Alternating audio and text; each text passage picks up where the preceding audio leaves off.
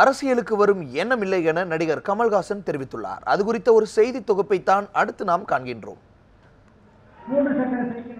நடிகர் கமல்ஹாசனின் 60வது பிறந்த நாளை ஒட்டி இன்று நலத்திட்ட உதவிகள் வழங்கும் விழா சென்னையில் நடைபெற்றது.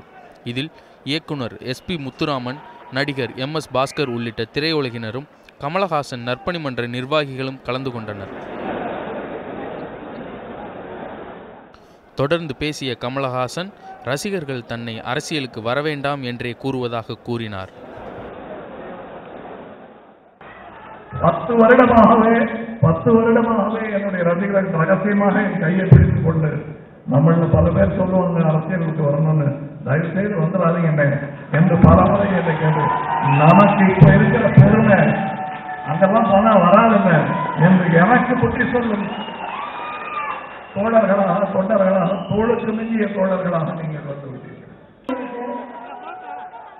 மேலும் தனது பிறந்த நாளுக்காக வாழ்த்து தெரிவித்த நியூஸ் 7 தமிழ் தொலைக்காட்சிக்கு நிகழ்ச்சியில் நடிகர் கமல்ஹாசன் நன்றி தெரிவித்தார்.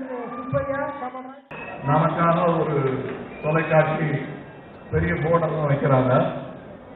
இன்று சுத்தமாகும் வீடு நாளை சுத்தமாகும் நாடு என்று நம் சார்பில் பெரிய பெரிய போர்டு வச்சிருக்காங்க பல ஊர்களில். அவர்களுக்கும் நன்றி.